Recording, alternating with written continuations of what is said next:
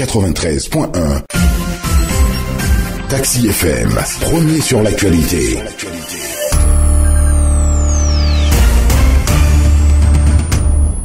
Taxi FM 93.1. 10, 9, 8, 7, 6, 5, 4, 3, 2, 1. Vous écoutez Taxi FM, musique, sport, information. Toutes vos passions sont forcément sur Taxi FM.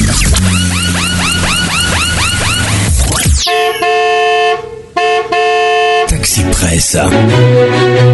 Retrouvez tous les jours de 11h à 12h45 Eric Gatan et ses confrères à bord du taxi de la mi-journée. Informations exclusives et coulisses de l'actualité tout azimut. Nos éditorialistes décryptent et commentent l'univers de l'actualité sans concession et sans langue de bois. Taxi Presse, tous les jours de 11h à 12h30 avec Eric Gatan. La semaine politique est chargée avec les discussions politiques qui s'ouvrent cette semaine, justement avec les préliminaires. Il s'agira pour les deux parties d'évacuer les points qui ne font pas partie du contentieux, notamment la libération des détenus dans l'affaire des incendies des marchés de Lomé de Kara et ceux détenus depuis le début des manifestations politiques au Togo. Nous reviendrons sur le sujet.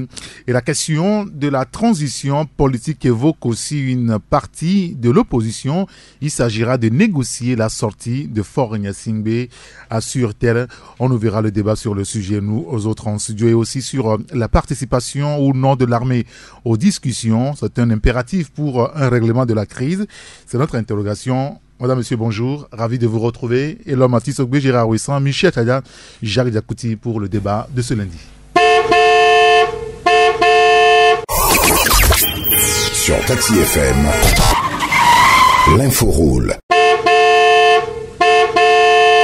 Rapidement, pour vous donner une idée des journaux qui sont dans les kiosques ce matin, il y a l'hebdomadaire L'Estrade qui est dans les kiosques ce matin, le tout premier numéro, le numéro 000, avec l'ouverture du dialogue politique, l'heure de vérité, écrit notre confrère. Tikpi, révolution vers le haut, Tikpi Fabre ou l'équilibre précaire. Et puis un autre sujet sur la crise à l'université de Lomé. Le bras de fer se poursuit entre la LTDE et les autorités universitaires. Et puis un autre sujet lié donc à l'SMC, à peine lancé, le SMC fait face à des controverses. Le confrère L'Estrade évoque le sujet clairement ce matin. Peut-être qu'on va y revenir un petit peu tout à l'heure. Le libéral avec le dialogue s'ouvrira pas. La date du 15 février pourrait être consacrée aux préparatifs, écrit notre confrère. Toujours par rapport au dialogue intertogolais, la diplomatie occidentale et le système des Nations Unies souhaitent un aboutissement à un consensus sur les réformes. Vous lirez l'article dans le journal. Et puis un mot sur le sport avec le préliminaire de la Ligue africaine des champions. L'AS Togoport s'incline mais conserve d'énormes chances de qualification, écrit notre confrère le libéral. L'article est dans le journal. Le quotidien Togo Matin. Soutien de la communauté internationale au dialogue intertogolais. Le groupe des 5 invite à des échanges de bonne foi pour aboutir à un consensus. Vous lirez l'article dans le journal. Et puis une autre sur la santé, la rougeole, alerte, traitement et prévention. Le confrère évoque donc le sujet avec la campagne qui est en cours actuellement. ESMC vers un redémarre bis, c'est l'interrogation du confrère Le Journal qui fait allusion donc à la dernière sortie de la Chambre du commerce et d'industrie du Togo la semaine dernière pour dire publiquement son refus de collaborer avec l'entreprise sociale de marché commun qui suscite bien sûr bien d'interrogation dans l'esprit des Togolais. Vous lirez l'analyse du journal Togo Matin ce matin. Et l'éditorial, la pierre du dialogue, la pierre d'angle, écrit Togo Matin. Le bi-hebdomadaire, le collecteur, le chronogramme du dialogue se précise. Nana Akufo-Addo à l'ouverture lundi prochain. Bouhari associe ses pairs à de fortes pressions sur le régime, croit savoir le confrère.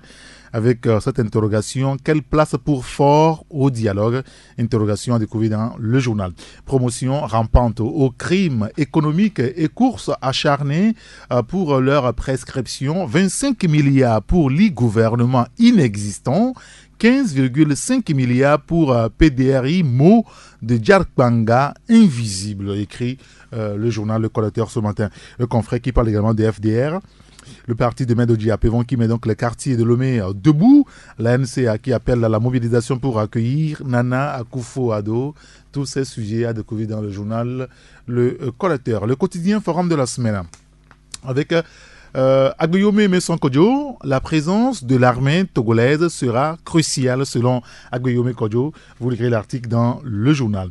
Pour un dialogue effectif et concluant, le CACIT et la PCJV, voilà, qui appellent donc toutes les parties prenantes à un sursaut patriotique. Vous lirez l'article dans le journal. Un autre sujet, c'est par rapport donc à la diplomatie et le Japon qui sollicite le soutien du Togo pour sa candidature à l'Expo universelle de 2025. Tous ces sujets sont dans le journal. Puis il y a aussi un autre élément par rapport toujours au dialogue au Togo. Le G5 qui exhorte les acteurs à faire preuve de bonne foi pour une sortie de crise. C'est dans le quotidien forum de la semaine. Le quotidien Liberté maintenant. Révélation de la lettre du continent, Fort pique une grosse colère contre Buhari, écrit le confrère. Le président nigérien met la pression pour qu'il ne se représente pas en 2020. Dialogue et sortie de crise, des voix réclamant la participation de l'armée aux discussions. Vous lirez l'article dans le journal. Et puis, drôle de réforme administrative au Togo, ces cadres de l'État qui s'accrochent à leur poste bien qu'admis à la retraite. Le décès du ministère de la fonction publique joue aussi les prolongations, révèle ce matin le quotidien Liberté. Il y a aussi l'hebdomadaire Temps Nouveau, le journal qui évoque aussi le dialogue intertogolais pour la sortie de crise. Éviter les surenchères, écrit le journal. Puis par rapport donc à la prise de sanctions contre les autorités de Guinée-Bissau, le leadership de Fort au chevet de la démocratie, vous lirez l'article dans le journal Temps Nouveau. Et puis le tout nouveau aussi, c'est Merveille Santé, un hebdo d'infos et de conseils santé, pédiatrie tropicale, le paludisme du petit enfant à découvrir dans le journal. Et puis la nutrition et santé, les lois d'une bonne alimentation. Vous découvrirez l'article dans le journal Merveille Santé. Courrier de la République.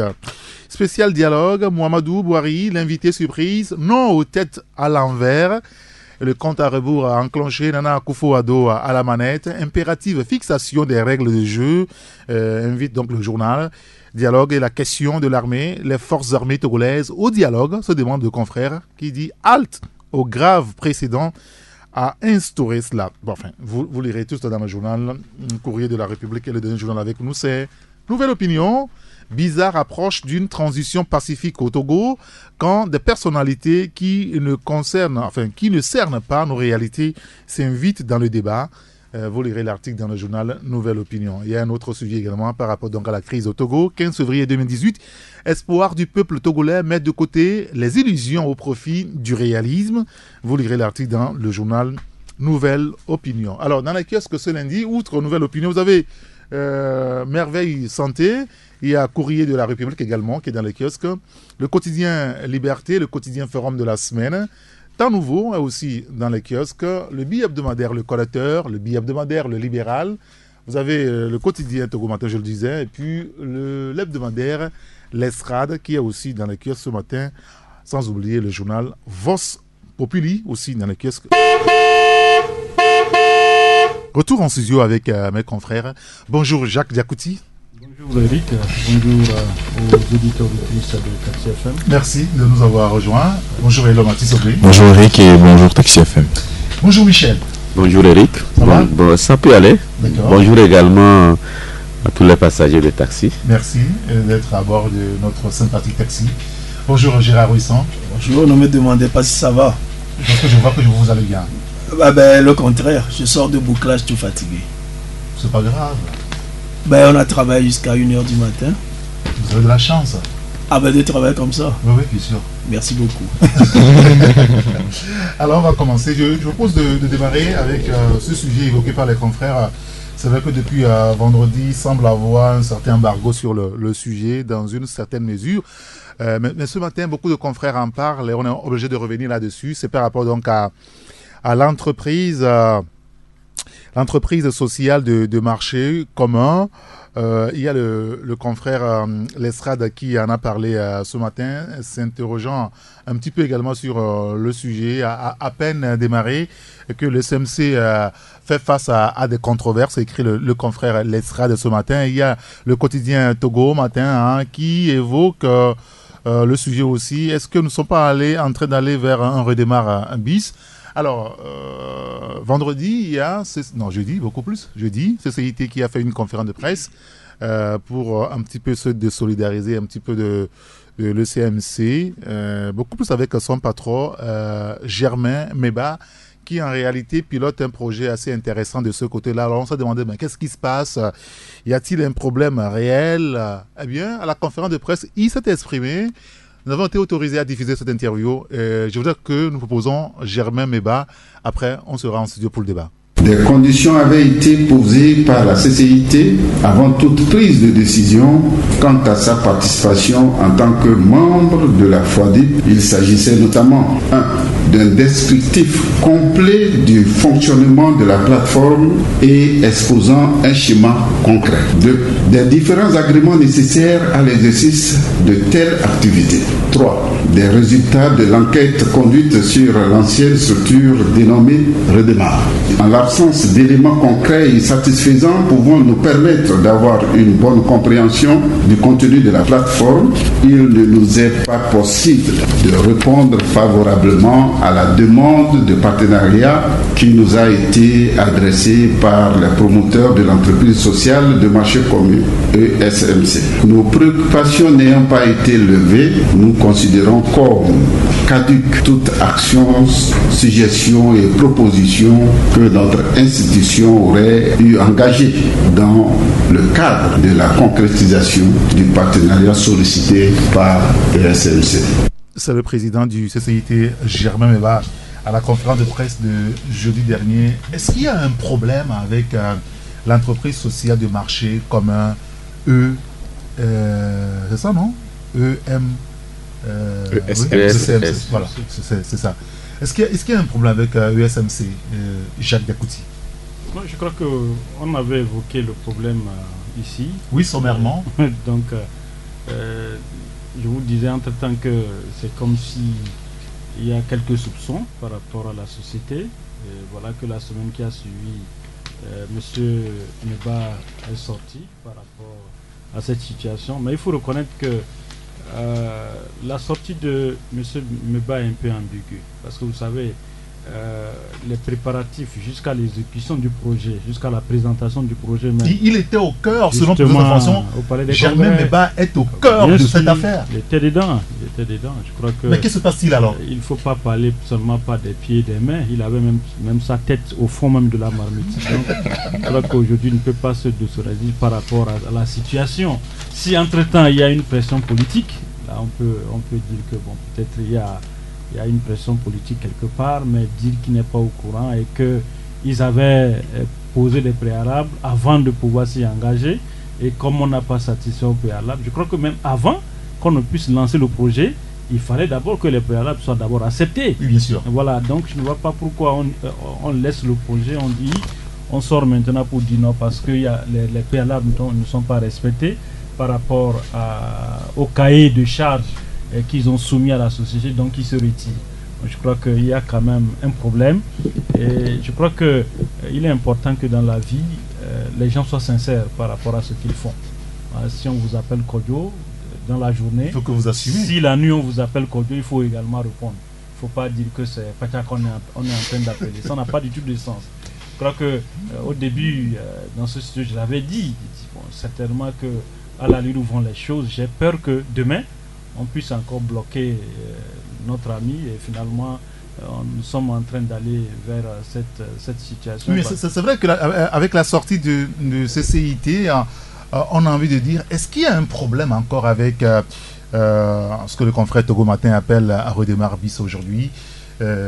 Michel, est-ce qu'on pourra le dire, ou c'est des agitations, c'est des pressions inutiles? Mais si c'est redémarre bis, elle redémarre avec quel problème? Aucun problème. Il faut qu'on nous le dise. Quel problème? Non, puisque l'État togolais avait été condamné dans l'affaire. Mais on a pris le gars, on l'a enfermé depuis pendant un certain temps et on l'a libéré. Jusqu'à ce jour, on ne sait pas ce qu'il a fait. Redémarre n'avait aucun problème. Seulement, je pense, j'ai assisté à une conférence de presse de M. Sam Long un peu après sa libération. J'ai pu comprendre que c'est des lobbies. Des groupes d'intérêt. Groupes d'intérêt, les banques, tous c'est des lobbies qui vraiment ont manœuvré jusqu'à ce que qu'on le ferme et redémarre. Parce qu'aujourd'hui, on ne peut pas nous dire aujourd'hui pourquoi on avait enfermé Sam Long. Ça va. On ne peut pas nous le dire aujourd'hui. Qu'on n'a qu'à nous démontrer. On dit non, que bon, comment ça est là, un jour ça va s'effondrer. Mais ça ne s'est pas effondré. Moi, ça me fait mal. Jacques le disait, la Chambre de commerce a suivi le processus jusqu'à un niveau très élevé. La dernière fois, la Chambre de commerce était au Palais des Congrès. Mais qu'est-ce qui s'est passé brusquement? Qu'on nous dise que elle a demandé des informations approfondies, des éléments d'éclaircissement et que SMC n'était pas en mesure de fournir et que donc tout ce que la CCIT a fait jusqu'au lancement de Fouadip est considéré comme caduc. Oh, quand même. Non, moi, mon problème là où je suis, compte tenu de l'état de la misère, l'état de misère dans lequel un certain nombre de Togolais, celui qui peut ouvrir une brèche pour permettre aux Togolais de pouvoir s'en sortir, on le suit. Parce qu'aujourd'hui, le gouvernement parle de ODD. Oui. Et au niveau et ça ne parle pas du gouvernement, c'est au niveau international. Oui. C'est le système des Nations Unies qui a vraiment concocté tout ce pays pilote. Voilà. Et aujourd'hui, le Togo est au premier rang pour essayer de conduire ça. Et je pense que SMC, selon ce qu'on nous a expliqué avec mon petit entendement, c'est que ça va permettre à tout un chacun d'être connecté par rapport aux produits qu'on veut, en tout cas, mettre sur en tout cas, sur la place publique, pour que chacun puisse essayer d'en profiter, de bénéficier. Et je n'ai pas trouvé un expert à expliquer autre chose que ça. Mais aujourd'hui, qu'on nous dise que, bon, on a expliqué, moi, franchement, cette affaire-là, moi, ceux qui sont aisés, ils sont aisés. Mais ceux qui végètent dans la misère, on veut les aider. Certains, par rapport à leur position, moi, je ne vais pas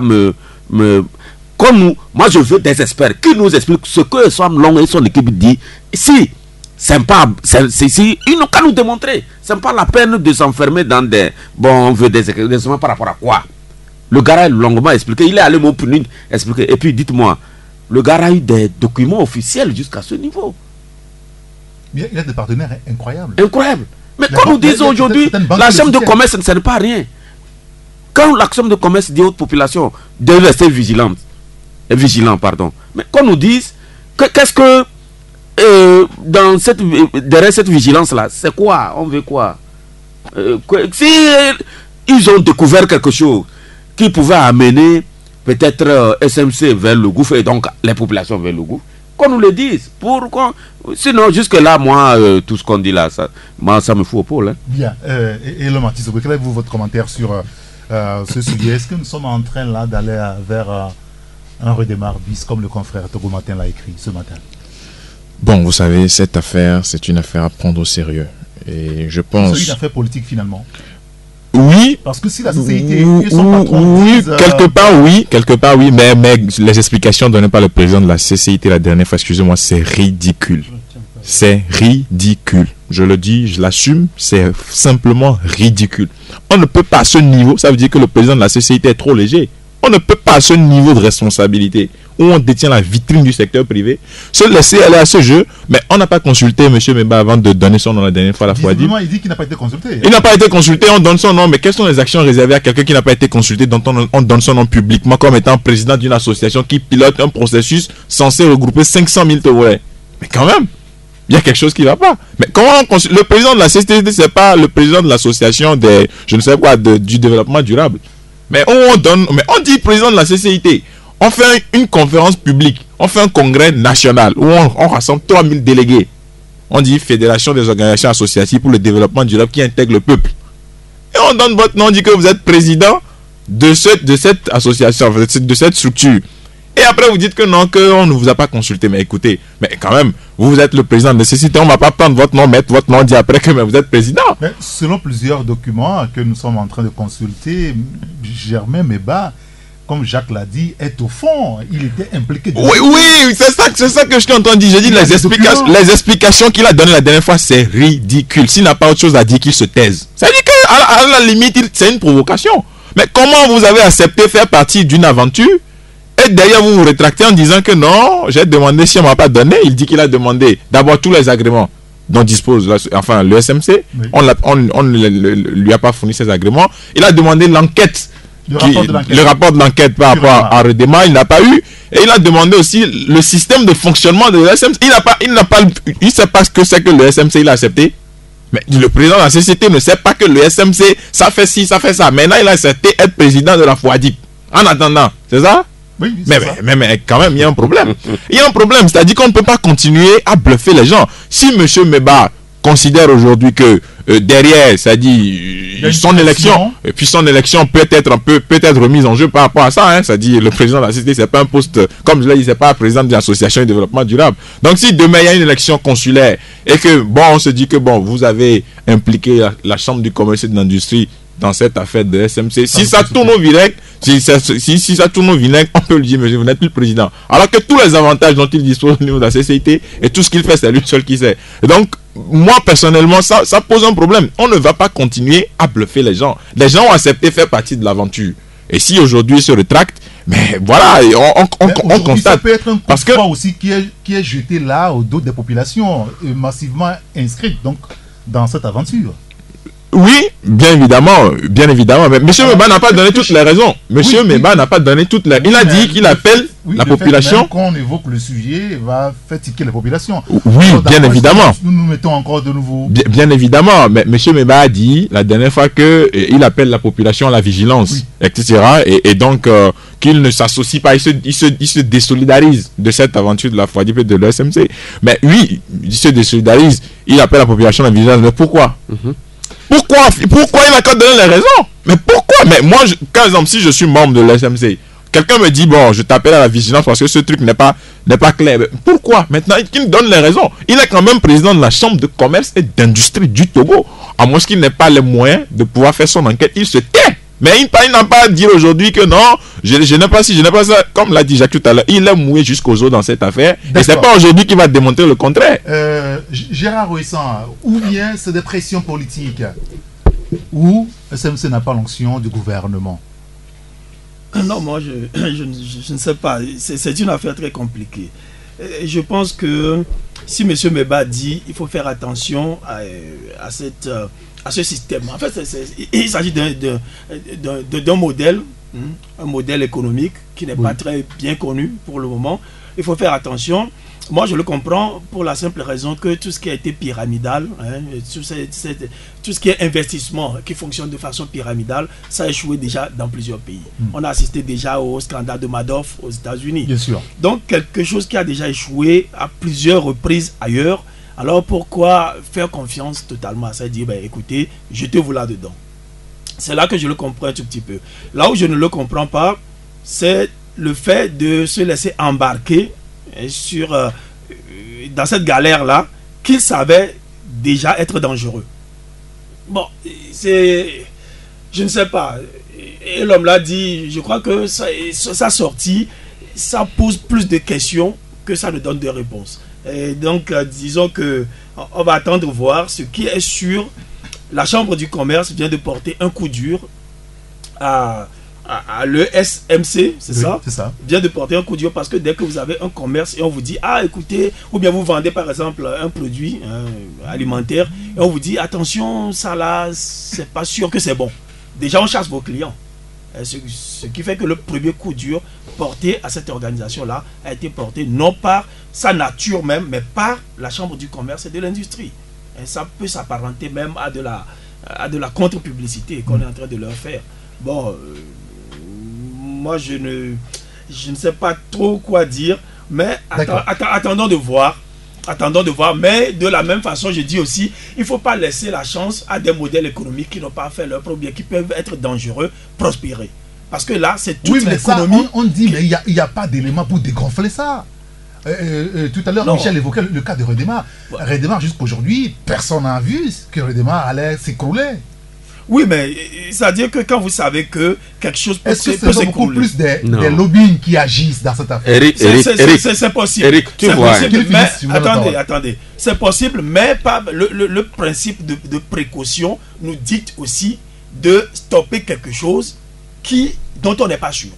Quand vous n'êtes pas sûr d'un modèle économique qui draine des milliards et qui risque de mettre par exemple les banques en faillite, est-ce qu'il faut se croiser les bras et se dire laissons la chose aller, quand il y aura la catastrophe on verra bien, on va en tirer les leçons? Non, le principe de précaution dicte aux gouvernants de stopper quelque chose dont ils ne sont pas sûrs, quelque chose qui est douteux. Quand on met sur le marché un produit dont la nature n'est pas claire, qui peut empoisonner toute la population, on va dire, bon, ça n'a pas encore empoisonné les gens, laissons voir dans 10 ans, 15 ans, si ça va être cancérogène, tout ça là, bon, on va stopper. Non, on stoppe d'avance, parce qu'on se dit, on analyse d'abord. En même temps, cette aventure telle qu'elle est conduite aujourd'hui par la CCIT et son président Germain Meba, à l'aide d'une pression politique peut-être. C'est pour ça moi je dis il est encore un peu trop tôt pour se prononcer, surtout pour la presse. Michel, moi je dis une chose. À partir du moment où certains modèles peuvent échouer ailleurs, on les a vus fonctionner jusqu'à échouer. Mais ici, Redémarre n'avait pas échoué. Il faut rappeler ça aux petits enfants qui n'ont pas connu ça. Redémarre n'a pas échoué. C'est à un moment donné on a bloqué vraiment ce processus là comme ça. On a pris le monsieur enfermé, les gens ont mis 1 million, après on les appelle, on les donne 50 000 que c'est remboursement, tout ça là. Mais c'est révoltant. Qu'on nous explique, ceux qui pensent que demain ça va jouer, il y a des formules, ils n'ont qu'à aller au tableau, nous démontrer par quel moyen demain SMC peut jouer. Ils n'ont qu'à nous démontrer où anciennement Redémarre. Qu'on nous explique. Personne n'a réussi à démontrer ça. Mais Michel, moi j'ai une question. Tu peux me laisser. Non, tu parlais, tu t'écoutais. Tu as intérêt à me suivre. Allez-y, Michel. Personne n'a jusqu'à ce jour démontré que Redémarre allait, en tout cas, anciennement, Redémarre allait échouer. On a bloqué ça. Aujourd'hui, qu'on nous dise on ne sait pas que ça a échoué ailleurs, il faut. Non. Moi, je trouve que à partir du moment où on a donner les documents officiels à SMC qui a évolué jusqu'à mettre sur pied le FOADIP ou comment on l'appelle la dernière fois avec l'aval même de la CCIT, et que demain c'est en cela je comprends quelque part que ceux qui avaient manœuvré pour faire couler Sam Long Sama avec son Redémarre sont encore là, ils sont à la manœuvre pour encore faire échouer. Sinon Eric le disait que ça s'apparente à une contre-publicité. Au fait c'est ça, ce n'est pas ça, ça apparente. C'est qu'on veut, le lobby là est en activité, on veut détruire le SMC même avant qu'il ne soit... Ouais, c'est tout. Non, Eric, j'ai une petite remarque seulement. Nous sommes des hommes des médias ici, nous avons la chance d'avoir l'homme ici qui s'intéresse beaucoup à l'économie. Moi j'ai une petite question, est-ce qu'il y a quelqu'un parmi nous qui connaît le capital de Redémarre? Quelqu'un pour nous dire, le capital social de cette société-là s'élève à tant. Dès qu'il y a une société dont on ne connaît pas le capital, ça veut dire qu'on n'en connaît pas le fonctionnement. Si on les demande, ils vont donner. La façon dont la chose fonctionne, même on risque à un moment donné de ne pas en connaître le capital. Non, mais il faut la demander, votre rédaction officiellement est impliquée dans le SMC. Vous devez connaître le capital. Avant de vous en parler. Mais la plupart des médias sont dedans. Oui, tous les médias sont dedans. Moi, je n'en connais pas le capital. Ça, je l'avoue. Mais je dis seulement que pour l'État, quand vous avez une société qui brasse des milliards et des milliards, on ne peut pas savoir, et qu'on ne peut pas savoir, on ne peut pas maîtriser son capital, ni son fonctionnement. Moi, je vous dis que c'est dangereux. Parce qu'à un moment donné, il peut y avoir aussi blanchiment d'argent. On peut aussi utiliser ce capital-là qu'on ne maîtrise pas pour... je ne dis pas que c'est ça qui se passe, hein, mais tout État veut éviter une certaine capacité de déstabiliser et l'économie et la politique. Donc, on a forcément peur d'une société qu'on ne peut pas contrôler tout à fait.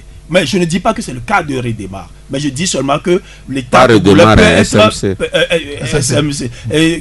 être animé par cette peur-là, hein, d'abriter une structure qui peut devenir toujours plus forte. Vous comprenez la peur des autorités par rapport à Je ce ne dis pas, sujet. non, ce n'est que des hypothèses. Oui, des hypothèses, bien C'est sûr. pour ça que j'ai dit, ce n'est pas encore le moment pour moi de se prononcer définitivement sur ce qui est de l'SMSC. Non, je serais tenté d'être d'accord avec lui si le principe, le fait que quand vous prenez la société qui vient de naître, vous savez, aujourd'hui, si vous voulez par exemple créer une société, vous ne pouvez pas vous lever comme si vous voulez implanter un moulin. Non. Justement, parce qu'il y a des principes qu'il faut respecter. Des documents Il y a des administratifs. agréments qu'il faut avoir. Oui. Donc, je crois que si mon confrère... Non, mais Redemar avait eu l'agrément. Et Non, ça n'a pas mais- empêché que le non, gouvernement lui ait créé la misère. Le confrère est en train de parler comme si les responsables se sont levés pour aller implanter un moulin à Didogomé sans que le chef ne soit au courant. Et maintenant, les gens sont au courant, ils ont peur. Non. Ils ont peur du fait Même qu'on le moulin, c'est plus comme ça. Voilà, même les moulins, c'est plus comme ça. Je crois que je serais tenté d'être d'accord avec lui si la société n'avait pas respecté, par exemple, les principes de l'installation d'une société dans un pays.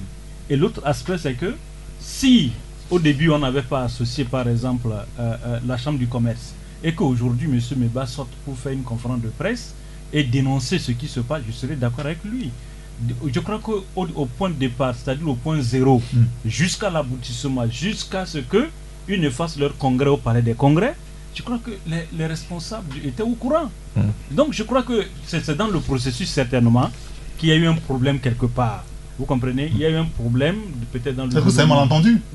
Même si c'est un malentendu, c'est pas comme ça que ça devait se régler. Mais est-ce que les gens là comprenez? respectent leur cahier de Mais charges? non, écoutez, on ne parle On ne les a pas reprochés par rapport à justement ça. par rapport à ça. C'est pas si vous avez suivi ce que M. Meba a dit.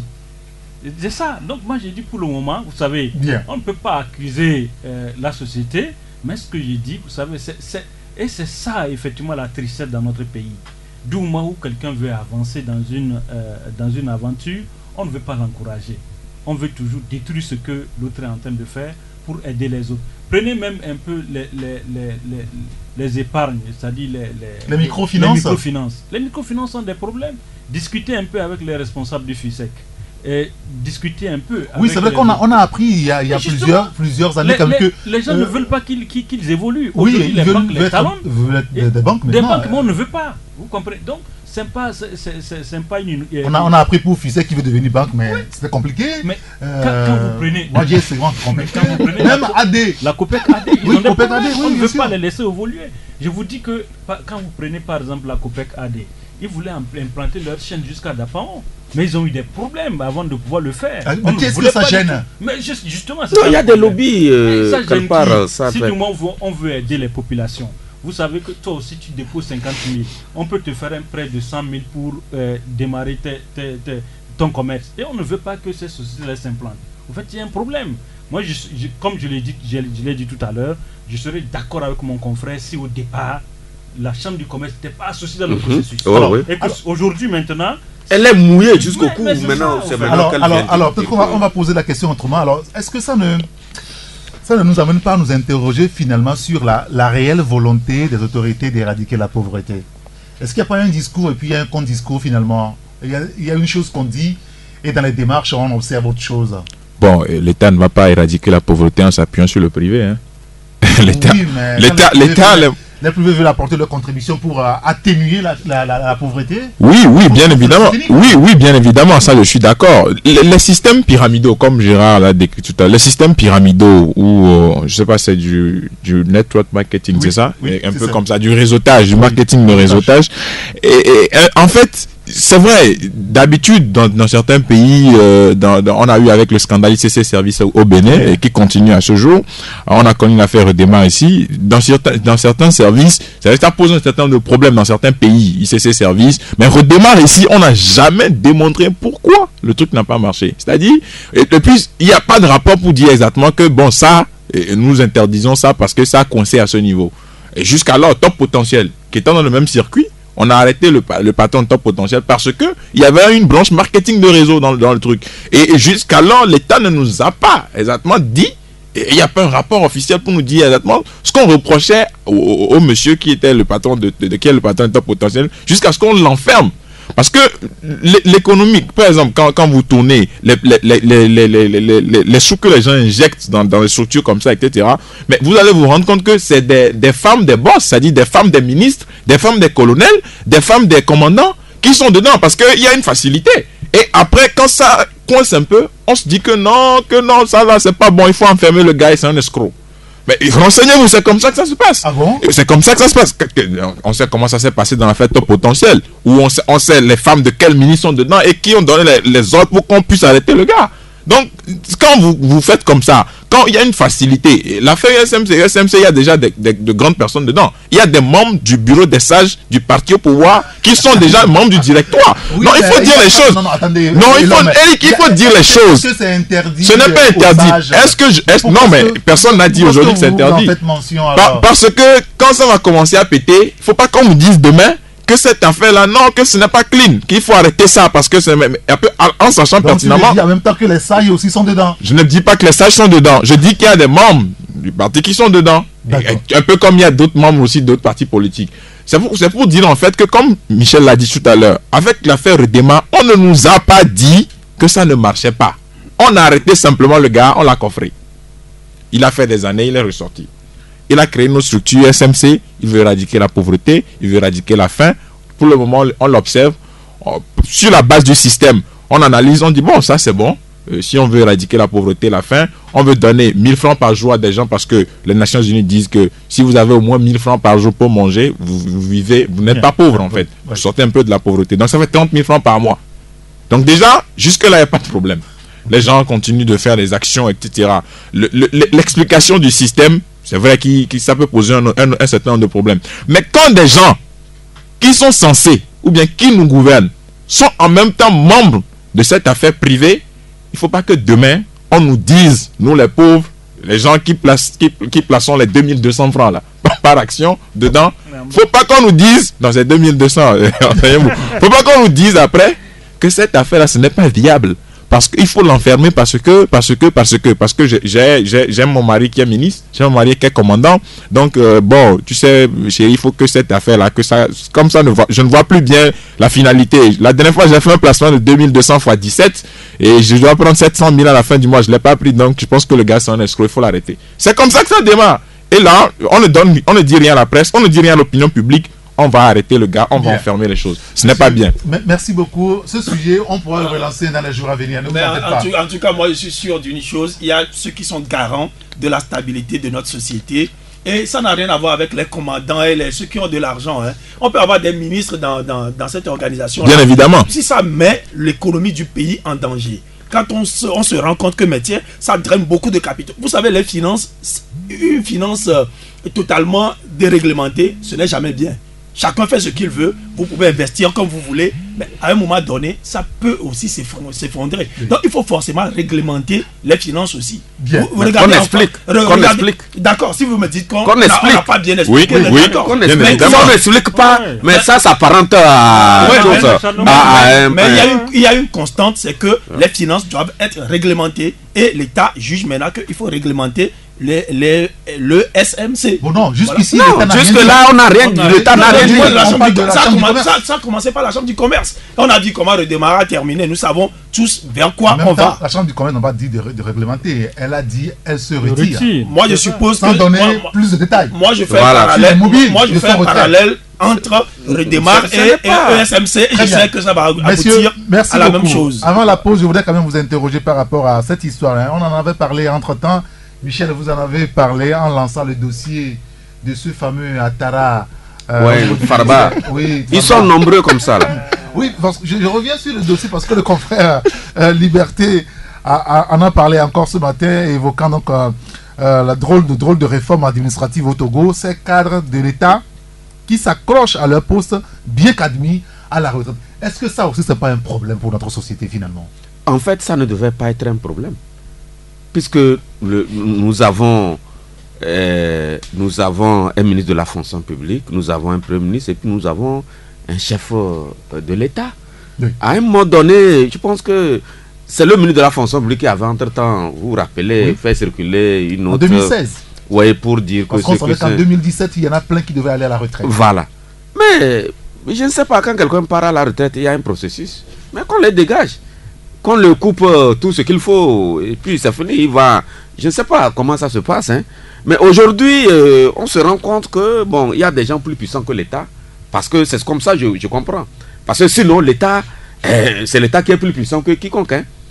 Nous les citoyens, nous ne pouvons pas nous permettre de narguer l'État. Et dans le cas d'espèce, quand vous prenez M. Attara et le directeur de cabinet du ministère de la fonction publique, oui. Voilà, celui-là qui a pondu le communiqué, peut-être le communiqué là a été même monté par ce directeur de cabinet, oui. Avant que le ministre ne signe, lui aussi il est dans le cas. Ils sont nombreux et personne ne comprend. Aujourd'hui, c'est les révoltes populaires. Quand les gens, c'est des choses comme ça qui vraiment révoltent les gens. On se pose la question, pourquoi ça là? Bon, est-ce que ça devait poser problème? Quelqu'un va l'arrêter. Rappelez-vous, il y a quelqu'un à la direction de la formation civique qui, oui. Il a été pratiquement chassé. Quelqu'un était au niveau, non loin de T2 là-bas. Quelqu'un était là-bas, c'est la gendarmerie qu'on a mis à sa tour pour arrêter le véhicule, l'arrêter pour retirer le publiquement les gens étaient attroupés pour retirer le véhicule administratif. Mais pourquoi? Vous comprenez quand ça... Mais ça dit, on ne comprend, ça dit que ça dépasse l'entendement humain. Je pense que liberté... Que les ministres sont aussi complices finalement. C'est pourquoi... Il y a des gens qui relèvent de leurs responsabilités. Ils sont et puis ces gens-là, ils sont dans des conseils d'administration, dans des trucs bizarres, il y a à manger, tout. Mais et ce qui... Moi, je ne comprends pas. Ça dit, vous avez fait votre temps, vous êtes arrivé à un moment donné. Vous devez pousser pour que l'autre prenne la place. C'est comme ça, un État fonctionne. Ça doit arriver à tout le monde. La jeunesse aujourd'hui, elle n'est pas forcément faite pour... en tout cas, elle n'est pas faite seulement pour le volontariat, la NPE et choses. Il faut donner l'espoir. Je pense que quand les gens quittent leur poste, ça donne l'espoir d'abord à ceux qui sont déjà en poste parce que on va pousser le système. Et puis ça peut permettre de recruter, même si c'est un seul jeune. Si c'est un seul jeune sur 10. Vous comprenez? Mais quand c'est comme ça où bon, les gens... Et je me pose la question souvent, quand ils mourront là, encore que je prie, pour qu'ils vivent longtemps, quand ils mourront là, on va aller les réveiller dans leur tombeau pour qu'ils viennent travailler. Qu'on nous laisse que l'expérience, tout ça. Moi je dis aujourd'hui, il revient pour avoir de l'espoir, il faut travailler d'abord. Donc, il ne faut pas qu'on nous gêne, qu'on nous rabatte les oreilles avec cette affaire d'espérance. Il faut que les gens travaillent pour avoir de l'espoir. Quelqu'un travaille, mais s'il veut, la gendarmerie on peut avoir une brigade pour ça. Chasser ceux qui sont partis. Vous connaissez qui? Oui, une brigade pour circuler de service, chasser ces gens-là, pour laisser l'administration fonctionner normalement. Jacques Dakouti. Non, je crois qu'on ne pouvait pas renvoyer les gens, parce qu'il faut reconnaître que le problème, c'est la culture, au fait. C'est-à-dire qu'il faut se mettre toujours dans la tête que le jour que vous venez, il faut s'attendre que le même jour, vous allez partir. Donc, si vous n'avez pas ça dans votre esprit, et vous pensez que le lieu là vous appartient, ça appartient à vos aïeux, ça appartient à vos enfants, je crois que c'est là que le problème se pose. Aujourd'hui, c'est vrai, quand vous prenez un peu l'administration, on dit non, que les jeunes sont là, il n'y a pas de boulot, mais ceux qui sont là ne veulent pas partir. Oui. Il est important... C'est le contraste. Oui, je crois qu'à partir à l'instant, il est important que le ministre de la fonction publique, il faut qu'il fasse signer, je crois que des engagements aux gens. C'est-à-dire que le jour où tu prends le poste, il faut savoir que si tu as par exemple 10 ans à faire, à 10 ans après, on te sort la note et puis tu t'en vas. Mais si on laisse les gens faire, on ne veut pas laisser, les gens ne veulent pas partir à la retraite. Et certains même, vous savez... Il y a un nouveau système dans l'administration, hein. Même si vous arrivez à terme, vous êtes appelé à la retraite, il y a un autre système où on vous fait signer un contrat. Oui, donc vous restez toujours à votre poste. On profite toujours de votre expérience. Michel n'est pas d'accord par rapport à cette question d'expérience. Bon, non, je crois que c'est vrai qu'on peut avoir d'expérience, comme Michel l'a dit, mais il est important aussi, il faut que les jeunes aussi s'essayent. Vous ne pouvez pas laisser par exemple les jeunes bacheliers qui circulent tout le temps à moto, qui sont là, qui ne font que jouer le ludo, ils jouent le SIPA et ils ne savent pas ce qu'ils vont faire. Alors que les gens sont là, ils ne veulent pas partir. Je crois que quelque part, il faut sévir. Il est important de faire le recensement, même encore de la fonction publique. Mais qui peut sévir aujourd'hui? Mais c'est le ministre de la fonction publique. Parce que c'est lui qui connaît les dossiers des gens. Et c'est lui qui sait que si, en 2019, combien de fonctionnaires vont partir. Et il faut qu'il envoie cette note-là au ministre concerné.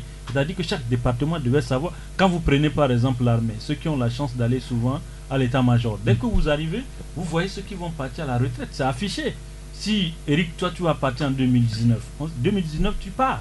Il n'y a pas à dire que non, tu es expérimenté, il faut rester parce que tu es allé en Libye, tu as fait la Côte d'Ivoire, tu as fait ici. Et non, l'armée c'est comme ça. Dès que ton année de retraite, mais tu t'en vas, il n'y a rien à faire, on ne négocie même pas. Et puis vous allez remarquer, au fait, c'est ça qui a fait que vous allez remarquer qu'aujourd'hui, dans l'armée togolaise, nous n'avons qu'un seul général en fonction. Oui. La plupart sont partis à la retraite. Donc je crois qu'il faut également inculquer effectivement cette notion-là au sein des civils. L'armée aussi, il y a des gens qui sont intelligents, il y a des gens qui sont expérimentés. Mais la plupart, quand vous les voyez, ils sont dans leur village actuellement. Ils ont leur ferme. Oui, ils ont leur ferme, ils ont leur fauteuil de retraite, ils ont une radio à côté. Mais ça marche. Alors on les salue de passage s'ils écoutent la radio Taxi FM. Il est important que les civils aussi puissent se mettre ça dans la tête. C'est-à-dire que le jour que je viens, il faut que je sache que le même jour je vais partir. Gérard. Non mais moi la question même m'étonne. C'est-à-dire que quand on dit qu'il y a des jeunes qui n'ont pas de travail et que les vieux restent en fonction. Et d'abord je me pose la question, combien de vieux il y a comme ça qui ont rempli plusieurs fois? Ce qui est sûr, ce n'est pas une centaine. Ils n'atteignent même pas 100. Et vous n'allez pas me dire que il suffirait de pouvoir maintenant 100 postes et puis le chômage sera résorbé. Non, personne n'a dit ça. Non, on n'a pas dit ça. Donc le problème ne se trouve pas là. Non, mais personne n'a dit ça, mais ça peut être un bon début. Oui, mais ce n'est pas... ceux qui sont dans l'administration, qui sont appelés à la retraite, partent, quittent leur poste. Ouais, ce que je veux dire, ce n'est pas un problème d'emploi, d'abord. On ne peut pas dire, si ces vieux-là partent, les gens trouveront des emplois. Ça, c'est un faux problème. Pourquoi? Mais ce n'est pas parce qu'on aura trouvé du travail pour 100 jeunes que la jeunesse va se porter mieux. Même si c'est une parce qu'on a plus d'1 million de chômeurs au Togo. Donc le problème n'est pas là. Maintenant, la question, pourquoi est-ce qu'on garde ces gens-là en fonction? C'est là il faut se poser cette question. Quand vous n'êtes pas dans un état de droit, où il faut tout faire pour que le régime se pérennise, quand des gens vous rendent des services pour que de l'injustice soit faite, pour que le régime ne s'en aille pas, pour que des élections soient truquées, mais il faut les remercier après. Vous devez les remercier en les conservant. Vous ne pouvez pas en même temps dire l'état de droit ce n'est pas très important, mais au même moment, moi je vous rends des services, je vous aide à truquer des élections et je fais 30 ans de service, vous me dites partez, je ne serai pas d'accord. Et même si je suis d'accord, je pars, le jeune qui viendra, à qui on va dire aussi aidez-nous à truquer les élections, il va vous dire mais pourquoi je vais le faire? Mais pour quelle récompense? Donc nous sommes nous ne sommes pas dans un état de droit. Et quand on n'est pas dans un état de droit, attendez-vous à tous ces genres de choses. Et le Togo n'est pas le seul. Donc vous comprenez la situation? Mais je comprends la situation parce que c'est comme ça partout où on n'est pas dans des états de droit, que ce soit en Chine, en Russie, en l'URSS, dans le temps. Mais ça se passe, c'est des pratiques que tout le monde connaît. Ce n'est pas particulier au Togo. Il faut bien remercier des gens qui vous aident à faire pérenniser un état qui n'est pas de droit. On peut les remercier autrement. Mais en faisant le plancher quand même. Mais en faisant quoi? Vous voulez les remercier en faisant quoi? Leur donner des femmes? Non, mais je ne sais pas, donnez-moi un exemple. Donnez-moi un autre type de remerciement, par exemple. À part l'argent et les honneurs d'une fonction, mais comment vous voulez remercier encore les gens? Et l'homme, avant de donner la parole à Michel, excuse-moi Michel. Non, je pense que... On en a parlé il n'y a pas longtemps. Oui, on en a parlé il n'y a pas longtemps. C'est vrai que le ministre Bahara a sorti une note pour appeler... Il revient maintenant à ses collègues d'appliquer. Non, je pense qu'il est quand même le ministre de la fonction publique. Il a sorti une note, c'est qu'il est bien conscient de la situation. Qu'il y a des retraités qui s'accrochent à leur poste comme des sangsues et qui refusent de céder la place à des jeunes. Et pour que les jeunes puissent véritablement travailler et donner de leur... essayer de s'appliquer pour qu'ils puissent également apprendre. Parce que la fonction publique, c'est au fil des années qu'on prend de l'expérience. Mais on constate que ces gens sont toujours là, et qu'ils ne veulent pas bouger. Et donc, je pense qu'il va falloir que le ministre de la fonction publique puisse quand même durcir le ton en ce qui concerne ces personnes qui sont partis, ou bien qui sont à la retraite, mais qui s'accrochent toujours à leur poste comme des sangsues. Le cas du directeur de cabinet du ministère du Tourisme et de l'Industrie, du ministère de l'Industrie, c'est un cas parmi tant d'autres. Et il va falloir qu'on puisse véritablement trancher cette question. Et puis, je fais un parallèle avec ce qui se passe dans le domaine de la santé, où il n'y a pratiquement pas de personnel. Le Synfos en est plein. Voilà, donc là, ça c'est la fonction publique, l'administration. Et donc, si au moins de ce côté aussi, on peut essayer de régler le problème des retraités, mais ces jeunes qui sont sûrs aujourd'hui, qui sont au chômage, si on peut également les injecter directement dans ce système-là, on va résoudre ce terme de problème. Parce qu'aujourd'hui, tout ce que vous avez dans ce domaine, la grève est quelque part due aussi au manque de personnel. Les gens réclament des infirmiers, des médecins, etc. Et donc, il va falloir qu'on puisse revoir en général la réforme administrative, parce que c'est de ça qu'il s'agit, la réforme administrative, pour que ces vieux retraités qui sont toujours là, on puisse quand même leur trouver une solution définitive. Mais qui leur paie leur salaire? Non, leurs salaires sont coupés. Moi, je voulais relever. Quand ils vont à la retraite, leurs salaires sont automatiquement coupés. Donc, il faut du bénévolat. Non, pas tout à fait, parce que ils sont plusieurs d'entre eux, sinon eux tous sont dans les conseils d'administration, Michel le disait, ils font partie des commissions par-ci. Parfois c'est des contrats aussi. Mais ils sont quand même dans la fonction publique. Dans la fonction publique, ils font du bénévolat. Vous voyez, moi je ne pense pas que ceux qui ne veulent pas quitter parce qu'on les laisse, parce que, ou bien ils veulent rester parce qu'ils ont servi le régime, ou bien moi je ne suis pas dans cette logique-là. Parce que, à supposer qu'ils sont 100 sur toute l'étendue du territoire, au moins 1000 sont partis. Au même moment, parce que quand vous prenez M. Attara par exemple, au même moment dans le ministère, il y a 2 ou 3 qui sont partis au même moment. À la même période. À la même période. Ils devaient partir ensemble. Voilà. 600 veulent rester s'accrocher et 1000 partent. Et 1000 là, eux n'ont pas servi pour ce régime. Donc c'est un raisonnement qui ne tient pas. Non, ça dépend. Moi, je ne pense pas que ça soit ainsi. Je pense qu'il vaut mieux que le ministre de la fonction publique, vraiment, vous savez pourquoi dans ce ministère-là même, le ministère de la fonction publique, on grève spécifiquement dans ce ministère. Oui. Il y a beaucoup de raisons, mais entre autres, c'est nous qui travaillons pour les autres. Et ils se comportent comme ça, vous ne dites rien. Mais nous, on est là, on ne dort pas, on fait ceci, on n'a pas ceci, on n'a pas ceci. Et ils voient comment les autres se comportent. Hein? Les autres qui ont le 13e mois. Oui, mais ils sont là. Donc, il revient au Premier ministre de vraiment voir clair dans ce dossier. Votre ami Classou. Bon, je ne sais pas si c'est mon ami, mais c'est le Premier ministre. C'est lui le Premier ministre, c'est à lui de voir. Parce que ces trucs-là, moi je dis qu'en principe, ça ne doit pas poser problème. Quelqu'un est à la retraite. Mais normalement, si vous allez à la retraite, vous devez remercier le Seigneur de vous avoir aidé jusqu'à faire 30-35 ans. Et vraiment, s'il faut vous décorer, on vous décore et puis vous en allez. Vous en allez. Mais que de s'accrocher à cause de certains, vraiment, je dis, ça là, en fait, ça ne devait pas être un problème. On doit régler ça. Vraiment, les dégager une brigade vraiment spéciale pour faire chasser ceux-là qui refusent de quitter l'administration publique. On n'a pas besoin de les chasser. Jacques, avant la pause. Le trésor public ne payait plus. Non, c'est ça. Le problème, c'est quoi? Il faut pas également oublier notre aspect. Hein. Ils ont tissé des toiles. Il y a l'aspect mystique aussi. Vous avez, il y a des gens qui le font pour qu'on puisse les oublier. La directrice de l'EPAM, il semble qu'elle est à la retraite, mais elle est là. Il y a les fausses mystiques également. Ouais, elle est là. Avec la Bible, elle menace les gens. Il y a pas ça. On menace aussi avec la Bible. Ah, messieurs, merci beaucoup. Nous allons marquer une pause. Michel a on menace avec la Bible. On marque la pause et puis on revient pour parler maintenant politique. Taxi FM 93.1. Retour en studio avec mes confrères Elom Mathis, le patron du journal La Nouvelle, Jacques Diakouti, Gérard Ouessan, Sika et Michel Tadia, le patron du journal Ouara Les Vainqueurs. Nous allons maintenant aborder la question politique avec les discussions qui s'annoncent cette semaine, jeudi prochain à Lomé.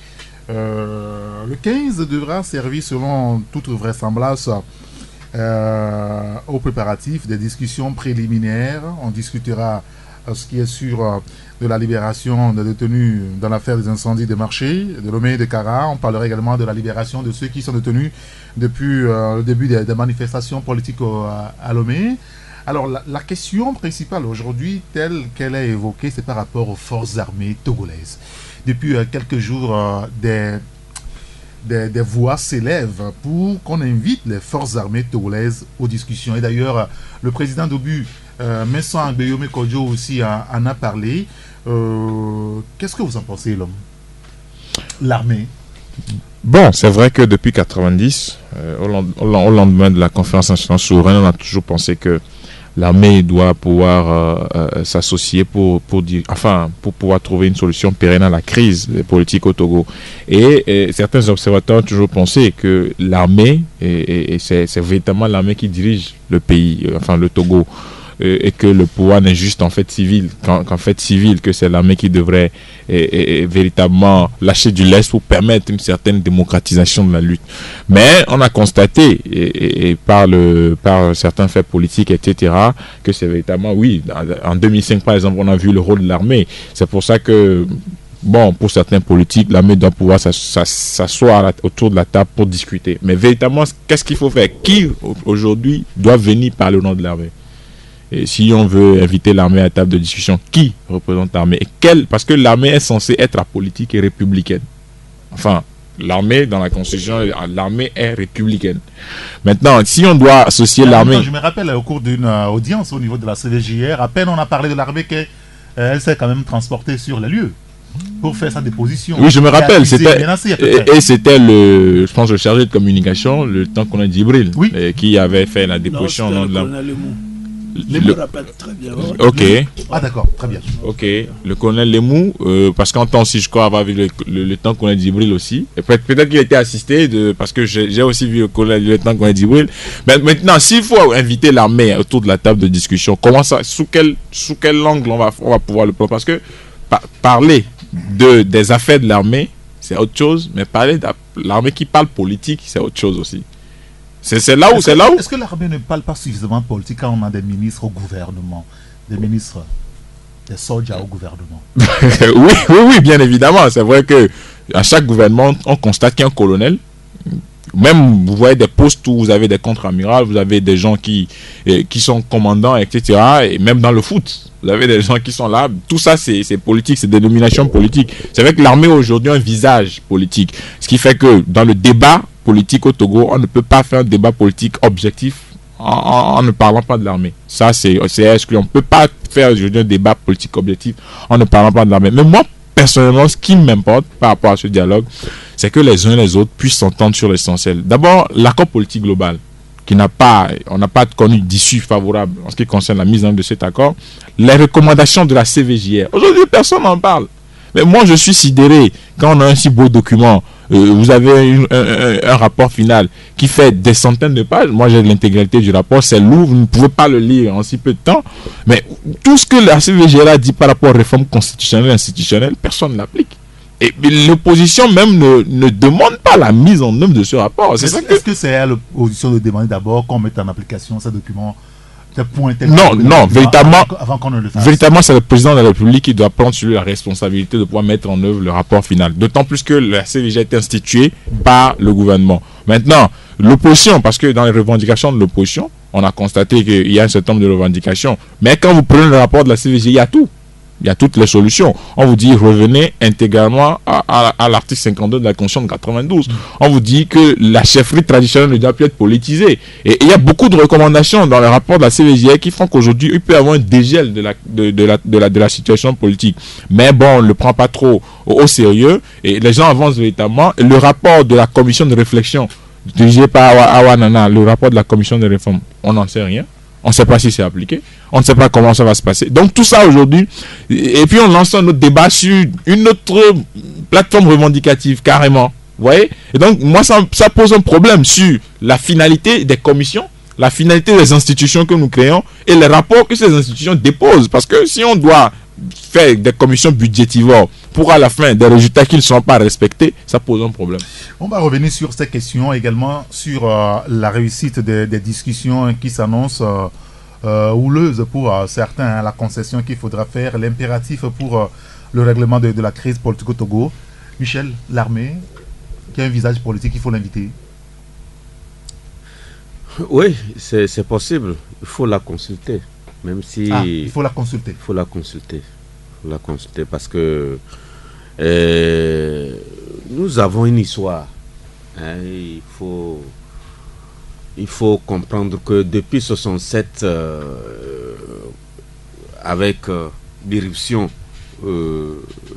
des militaires au pouvoir dirigé à l'époque par le feu général Eyadema, bon, jusque les années 90, c'est vrai, on pouvait peut-être nuancer un peu, mais disons que le pouvoir, même si en temps le général, bon, il a pris sa retraite, tout ça là, mais on sent quand même, le militaire. Donc, nous avons, en tout cas, subi. On a été formaté comme ça, c'est militaire jusqu'à les années 90. Et je pense qu'avec la conférence nationale, c'est à ce niveau qu'il devait avoir un tournant décisif pour pouvoir installer, faire en sorte que vraiment le régime, même si, parce que l'armée est là, elle fait partie de notre société, elle ne peut pas être mise à l'écart, mais faire en sorte que cette armée-là soit quand même... soit moins visible, quoi. Moins visible, même si elle doit quand même participer à la construction, puisqu'elle travaille pour le développement du pays. Mais c'est là où les venus de France ont vraiment poussé toute l'opposition à rater l'occasion. Parce que, là, je me rappelle la conférence nationale où, je pense, 1 semaine ou 2 semaines après, l'armée a quitté la conférence nationale jusqu'à ce matin. Ce contentieux entre l'armée et l'opposition togolaise n'est pas réglé jusqu'à ce jour. On ne l'a pas vidé. On ne l'a pas vidé.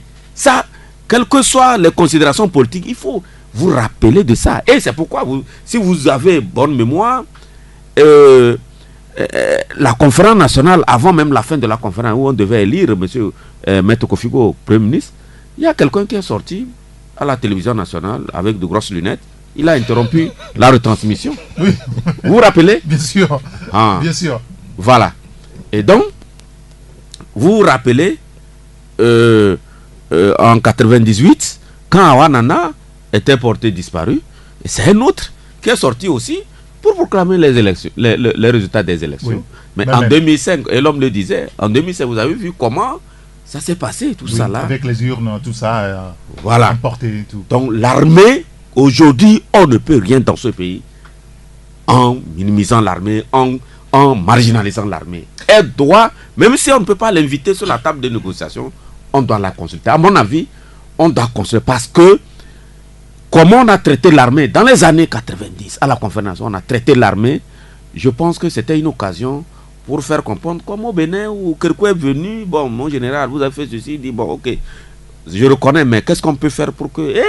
Kerkou dans la salle, les Béninois se sont compris et la suite vous la connaissez. Oui. Mais ici, les gens revenus des États-Unis, d'Allemagne, ceux-là, les gens qui avaient pillé le pays, ils ont fui les trafiquants de tous, ils sont revenus pour régler les comptes au général et à demain.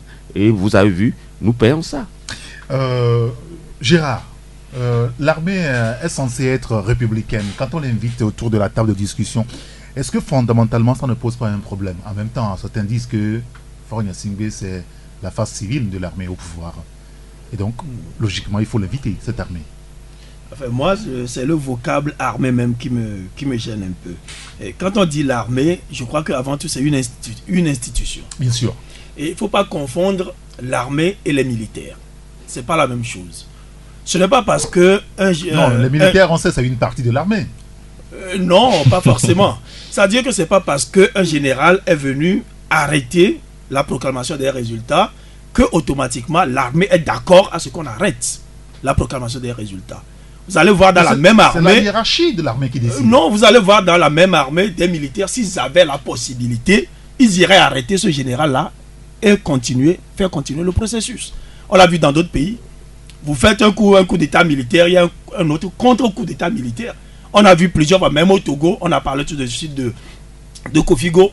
C'est une partie de l'armée qui allait déloger les militaires qui gardaient Kofigo. Et l'armée s'est tirée dessus.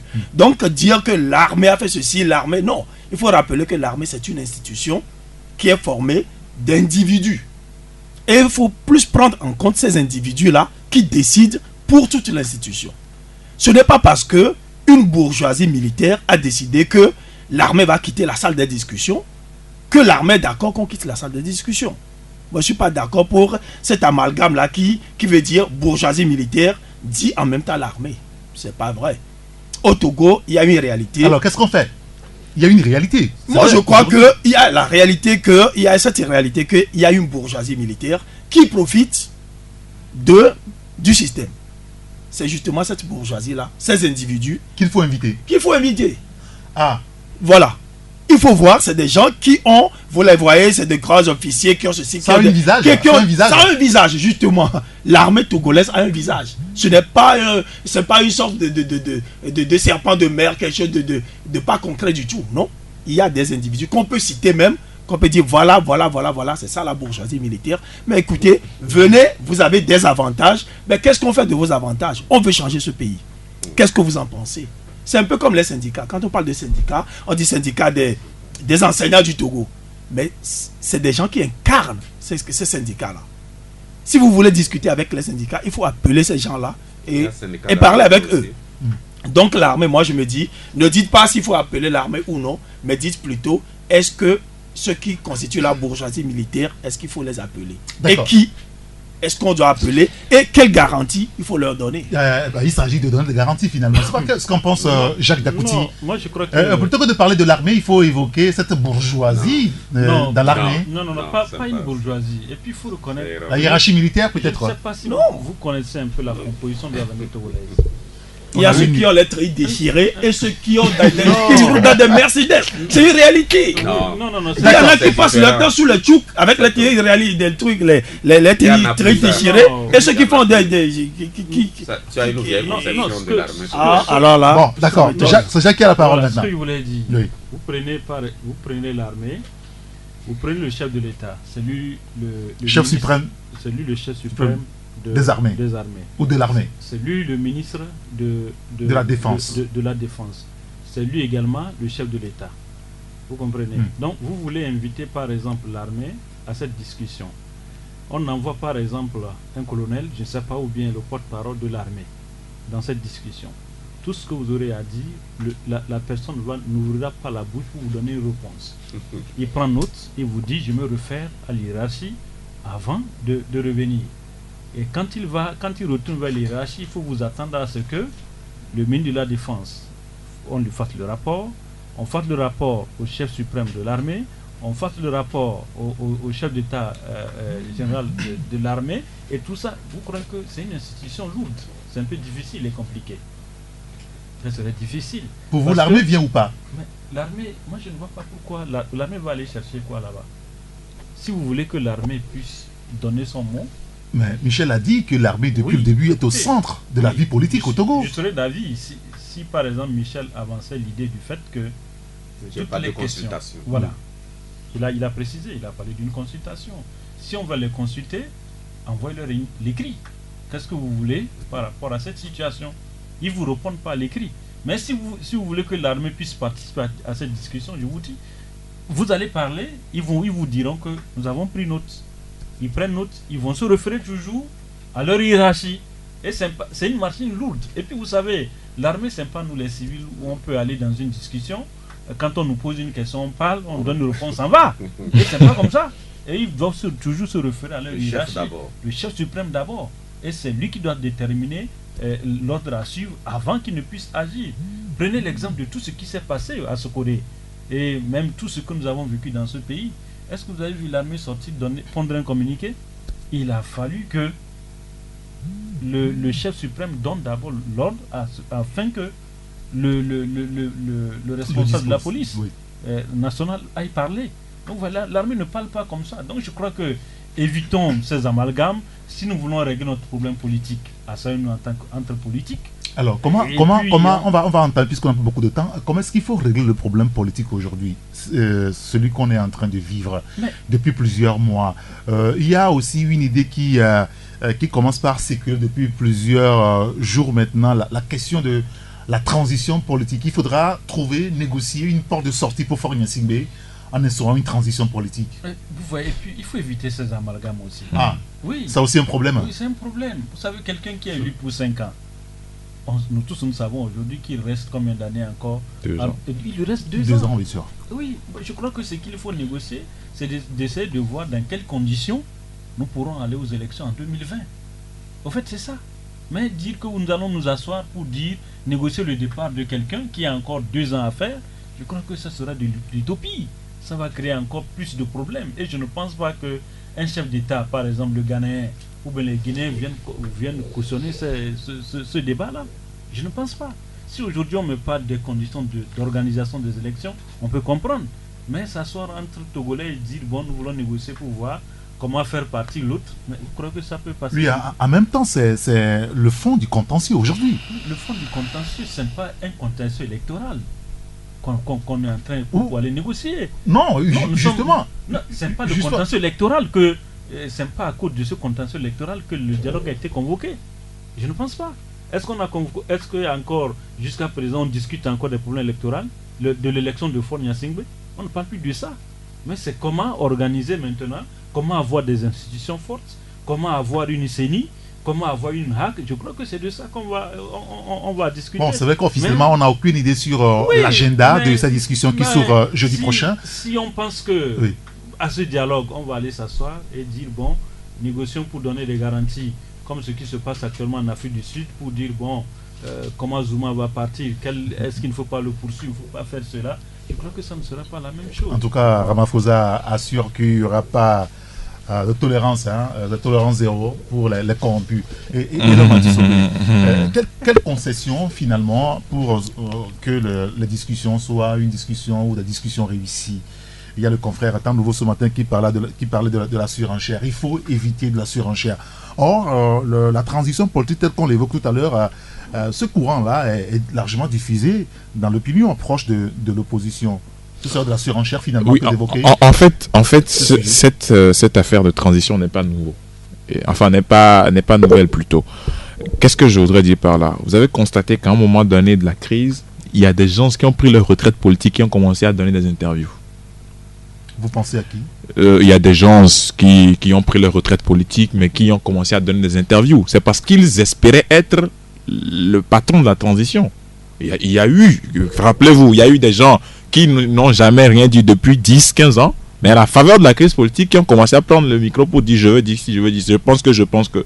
C'est parce que ces gens, à des moments donnés, ont cru soit qu'ils pouvaient être médiateurs lors du prochain dialogue, soit être la personne à même de pouvoir conduire la transition. Et très vite, l'idée s'est affaissée. Les gens se sont recroquevillés sur eux-mêmes. Et depuis, il n'y a plus d'interviews. Vous parlez de Dem Kodjo? Il y a eu beaucoup de personnes, pas lui seul. Donc, donc ça dit, à un moment donné, les gens ont quand même eu cette idée-là d'être médiateur du dialogue, etc. Donc maintenant que ça s'est affaissé, la dernière fois, le président Bouhari, et moi j'analyse beaucoup plus cette idée de transition sous l'angle d'un gouvernement d'union nationale. C'est ce qu'il voudrait dire. Gouvernement d'union nationale, le président de la République, Faure Gnassingbé, président de la République, jusqu'en 2020, on a un premier ministre issu de l'opposition. Avec un gouvernement d'union nationale, on prend l'opposition, mais on nomme aussi des ministres issus de l'opposition. Et on va en 2020. C'est ça en fait, c'est comme ça que moi j'analyse son discours de transition politique.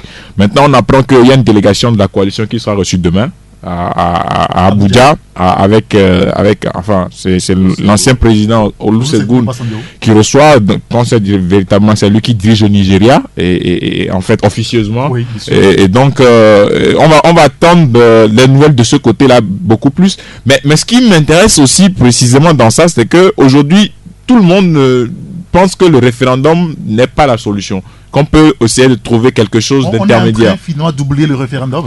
Non, je ne pense pas. Je pense que c'est la question principale dont on va débattre au dialogue. Et figurez-vous, ça c'est le référendum dont on va débattre au dialogue principalement, je pense, parce que... Ça veut dire qu'il n'y aura pas d'accord finalement pour ce dialogue? Non, l'opposition a dit que... Non, la dernière interview que Adjamabou a accordée à Jeune Afrique, elle a dit dans l'interview qu'il n'y a pas de référendum possible sans discussion préalable. Elle a tout dit. Donc ça veut dire que l'opposition ne refuse plus le référendum. En même temps, ça ne veut pas dire que l'opposition accepte le référendum. Oui, mais ça ne veut pas dire qu'elle ne refuse pas. Elle refuse non plus. Elle a dit qu'il n'y a pas de référendum possible sans discussion préalable. Oui, la discussion préalable, c'est quoi? C'est le dialogue qui s'ouvre le 15. Le 19 à Douala, Nana Akufo à Douala, on discute des conditions. L'opposition dit on veut un retour à la Constitution de 92. Parce que moi, personnellement, je pense que c'est la meilleure idée. Parce que les fondamentaux de la Constitution de 92, c'est la limitation de mandat et le mode de scrutin en 2 tours. Sur ce volet, si on prend ces deux, on peut aller vers une entente pour qu'on puisse trouver un consensus en ce qui concerne les réformes. Maintenant, le piège, c'est la limitation des mandats maintenant. Oui. Le mandat parlementaire et le mandat présidentiel. Et le débat sur la rétroactivité va se jouer sur ce volet. Bien sûr. Vous acceptez que le président de la République et à la faveur de ce référendum, n'est plus candidat en 2020, mais vous acceptez aussi en tant qu'opposant au Parlement qu'en 2018, vous ne vous présentez plus aux élections législatives. Mais vous choisissez quoi? Vrai débat. Oui, voilà, donc c'est là le piège, c'est-à-dire, vous dites rétroactivité, oui, mais nous, notre président va jusqu'en 2020. Oui, donc en 2020, non, il se présente pas plus. seulement quand on est au Parlement qu'on fait de la politique. Et donc, le débat, voilà, mais vous allez constater que au niveau de l'opposition, on ne fait pas trop ce débat sur le mandat parlementaire, la limitation, et qu'on se focalise beaucoup plus sur ça. On parle du départ de Faure Gnassingbé. Mais aujourd'hui, quoi qu'on dise, il faut vraiment qu'on puisse avoir des réformes constitutionnelles et institutionnelles, notamment la CENI, la Cour constitutionnelle, toutes les institutions, parce que ça sert à rien de limiter les mandats et d'avoir une CENI sous ordre. La CENI aujourd'hui n'est pas constitutionnelle. Il faut trouver le mécanisme par lequel on doit institutionnaliser la CENI dans la Constitution. Parce qu'on ne peut pas nommer des gens à la CENI. On dit qu'une loi organique viendra compléter ou bien préciser leurs prérogatives. La loi organique est rédigée par qui? Par la majorité. Voilà. Gérard, oui, ça par rapport à la transition politique et les discussions qui s'annoncent aujourd'hui. Quelles concessions les deux camps doivent-ils faire pour que cette discussion politique soit une réussite aujourd'hui? Enfin, moi, je ne vois apparemment, pas des gens ont prié pour ça à l'église ces derniers jours. Il y a de quoi pour la réussite des discussions politiques. Hier, moi-même, je l'ai fait. Ah, vous aussi. La prière. J'ai prié hier. Ah oui, c'est d'accord. important. Beaucoup de courage à vous. Encore qu'il faut. Dieu nous a donné une tête pour réfléchir, pour résoudre nos problèmes aussi. Bon, moi, je ne vois pas le. Et que Kabila a dit que Jésus n'a jamais présidé une commission électorale. Allez-y, Gérard. Moi, je ne vois pas de transition au Togo. Moi, je vois plutôt, comme l'homme l'a dit, qu'on change les institutions. C'est-à-dire que dans les discussions, qu'on s'attelle à la tâche de changer les institutions. Comment améliorer les institutions.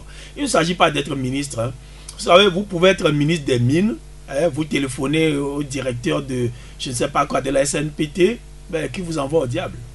Parce qu'il ne dépend pas de vous. Vous savez, au Togo ici, le pouvoir ne se trouve pas dans les militaires. Le pouvoir se trouve plus dans les sociétés d'État, à des niveaux beaucoup plus, entre guillemets, beaucoup plus bas. Donc, on peut avoir un ministre, par exemple, UFC, des Mines, qui ne maîtrise absolument rien de ce que le Togo produit comme ressources minières. C'est un exemple. Oui. Vous pouvez être ministre des Finances et ne rien maîtriser du tout. L'argent se brasse ailleurs. Donc, si l'opposition commet l'erreur de courir après des ministères et laisser le vrai changement qu'on veut dans les institutions, moi je pense quand même. Mais en même temps, ce pays, c'est pour nous tous, c'est à nous de le gérer. C'est à nous de se mettre ensemble pour que ça marche. Oui, mais si vous voulez gérer, il faut créer un rapport de force conséquent. C'est ça, c'est pour ça que. Oui, mais jusqu'à quand cette histoire de rapport de force? Oui, mais c'est dans le dialogue. Créer le rapport de force à travers ce dialogue. Créer le rapport de force en disant, vous nous concédez tant, vous changez telle chose, ou bien nous allons continuer à marcher jusqu'à ce que vous fermez encore des hôtels comme on vient de fermer l'hôtel Palm Beach, jusqu'à ce que l'économie soit bloquée. Parce que quand on veut gérer un pays, c'est pourquoi? C'est pour avoir des avantages pécuniaires, c'est pour avoir de l'argent. Mais quand l'économie ne marche pas, alors vous savez, quand un pays est totalement délabré, les gens ne luttent pas beaucoup pour être président de la République. Hein. Ils font quoi? Non, quand un pays est totalement délabré, personne ne veut être président de la République. Vous avez vu sur WhatsApp aussi un président qui loge dans une chambre-salon quelque part. Parce qu'il n'y a pas beaucoup d'enjeux. C'est quand les enjeux sont grands, quand il y a beaucoup d'argent, que les gens se battent pour diriger un pays. Mais je crois qu'aucun dirigeant... Bon, ça, je ne le partage pas forcément. Mais c'est ça aussi. Vous avez vu l'élection de notre footballeur au Libéria, George Weah? Oui. Ouais. Il s'est battu. C'est vrai, je vous donne raison.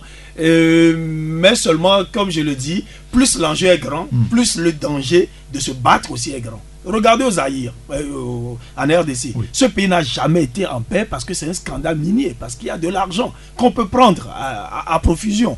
Donc moi je dis, l'opposition togolaise, la classe politique togolaise doit lutter pour avoir de bonnes institutions. Ça devait être le but du dialogue dans lequel on va. Mais si le but c'est de faire une transition, nommer des ministres et tout, moi je crois qu'on restera toujours à la même place. Mais pour finir, pour parler du référendum, oui. Nous glosons autour du référendum alors que personne ne connaît les termes de ce référendum. Quels sont les termes de ce référendum?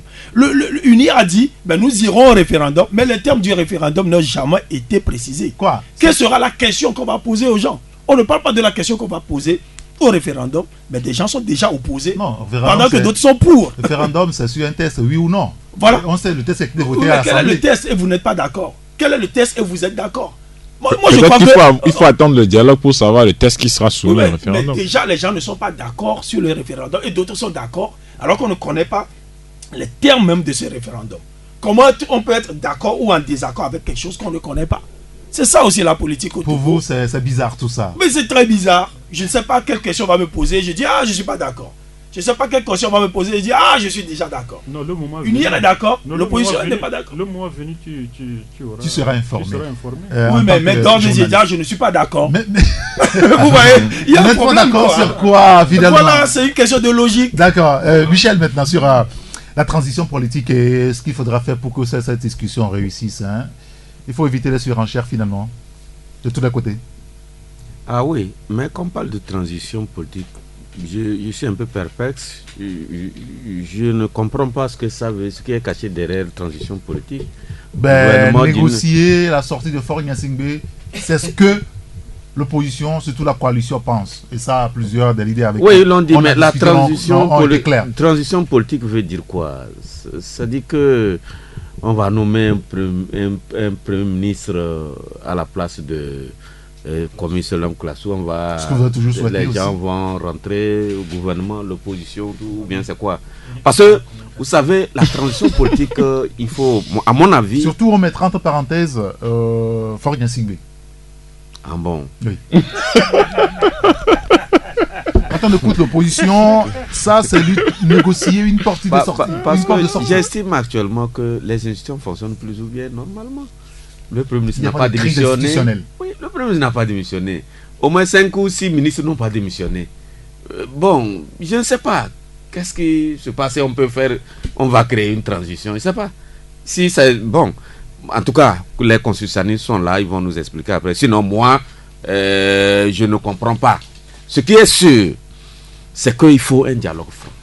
Ou heureusement que la classe politique connaît déjà les problèmes auxquels nous sommes confrontés. Il n'y aura pas... ça dit que on ne va rien créer là-bas. On connaît tout ce qu'il nous faut pour aller de l'avant. On connaît ça. Que les gens soient sincères pour trouver... Ils sont maintenant... quant à... j'entends la société civile parler de... Si les gens ont besoin d'un poste, je pense que Faure Gnassingbé est élu depuis 2015. Il a 5 ans. Il n'a pas encore fini. Je ne sais pas comment ils vont créer une transition. Je ne sais pas. On va voir. Sinon, moi, mon problème, c'est que le dialogue soit sincère et qu'on ait des gens quand même pour suivre comment on va appliquer. Parce que si il faut faire un gouvernement d'union nationale comme on l'a fait en 2006, vous avez vu, les gens étaient allés au gouvernement, ils se sont préoccupés à bouffer, manger, ils n'ont pas, en tout cas, fait pression sur le gouvernement, sur le pouvoir pour aller à ces réformes. Le CAR était là, l'UFC avait refusé d'aller, mais le CAR, à mon avis, n'a rien fait pour essayer de faire bouger les choses. Les gens sont contentés seulement de voir comment se positionner et ramasser de l'argent. Sinon, en réalité, s'il faut faire en sorte que les gens appliquent les recommandations, bien tous les résultats du dialogue, il suffit qu'on ait un bon comité de suivi et je pense que les gens... Tout est réglé. Merci beaucoup, on va devoir s'arrêter ici pour aujourd'hui. Merci beaucoup à Michel Tchada, Gérard Ouissan, Jacques Dakouti et Lom Sobri, avec les autres confrères. Demain, on poursuivra le débat. Merci à Francis Daye qui a assuré la coordination technique. Appelez-moi Saint-Rigator. À demain. 10, 9, 8, 7, 6, 5, 4, 3, 2, 1. Vous écoutez Taxi FM, musique, sport, information. Toutes vos passions sont forcément sur Taxi FM.